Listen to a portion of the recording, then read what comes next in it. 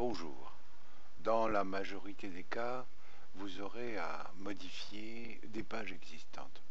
Donc il suffira que vous vous habituiez aux différentes présentations et éléments qui composent une page pour pouvoir le faire. Mais quelquefois, vous pourrez être amené à avoir besoin de créer une page à part entière. Effectivement, là, nous vous invitons à voir les règles de l'hommage et toutes les conditions euh, que nous préconisons pour que cela se passe bien. Par contre, effectivement, il faut quand même savoir le faire. C'est tout bête. Et nous allons en créer une tout simplement dans le bac à sable. Alors en fait, c'est tout simple. Comme d'habitude, vous connaissez déjà ça. Vous allez modifier cette page-là. Donc vous arrivez à l'écran d'édition de la page. Et vous allez maintenant vous dire, tiens, je dois créer une page. Par exemple, ma page devra s'appeler, je veux dire n'importe quoi, Maroc, on va dire art, hein, pourquoi pas. Et puis effectivement, vous précisez tout de même qu'il s'agit d'art d'art graphique, voilà, on va dire ça.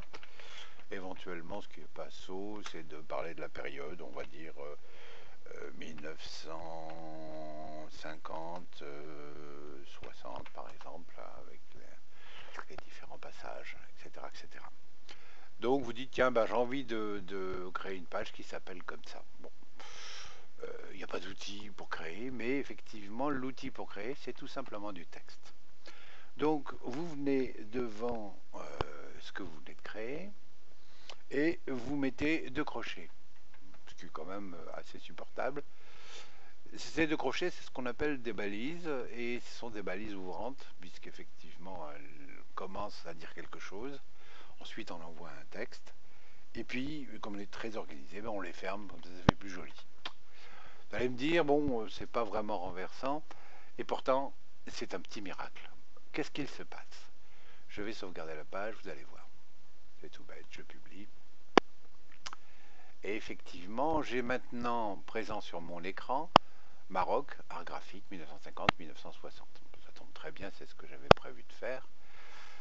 Simplement, le texte que j'ai écrit est d'une part souligné et d'autre part il est écrit en rouge. Et comme vous pouvez le constater, quand vous passez votre souris dessus, il vous indique que la page est inexistante et que donc il faudra la créer. Eh bien en fait, pour la créer, c'est d'une simplicité renversante. Vous cliquez simplement sur cette chose qui a l'air d'être un lien. Mais un lien vers rien du tout, mais ça va devenir un lien vers quelque chose. Ok? C'est tout bête. Pour tout de suite prendre les bonnes habitudes, je vous invite à vous positionner en tête de cette page vierge et de tout simplement aller en bas. Vous avez tout un fourbi, vous en fichez, vous cherchez retour et vous cliquez dessus. Le fait d'avoir fait ça a introduit ces balises-là. Vous verrez tout à l'heure l'intérêt. Je saute de ligne. Ok. Et effectivement, je vais maintenant taper un texte qui va peut-être pouvoir être bien utile. Et alors je vais dire n'importe quoi, décrit l'ensemble des œuvres profanes pendant cette période de gestation. Allez hop, je dis ça parce que c'est la période dans laquelle il y a eu l'indépendance, enfin bon, toute une série de choses. Effectivement, bon, je laisse ça comme ça pour l'instant, on verra plus loin, plus avant. Et je sauvegarde ça. Bon, je le publie, ça baigne.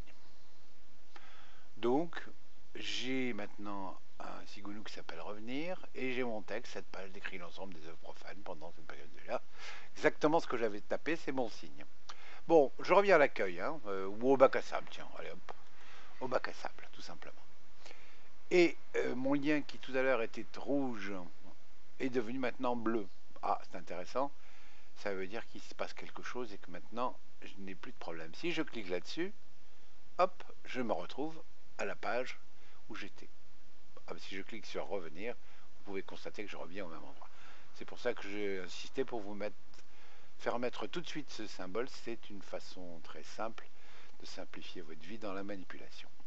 Bien entendu, maintenant que cette page existe, je peux faire ce que je veux avec, c'est-à-dire aller la voir, s'il veut bien, merci, et ensuite la modifier et rajouter un certain nombre de choses, comme par exemple, je trouve que ce texte est trop près, bon, moi je remets un petit peu d'espace, et puis je vais me dire, tiens, je vais par exemple créer une liste. Alors je vais créer une liste, ben, je clique ici, par exemple, élément de liste à puce. Ah bah c'est une bonne nouvelle, et je vais mettre une série de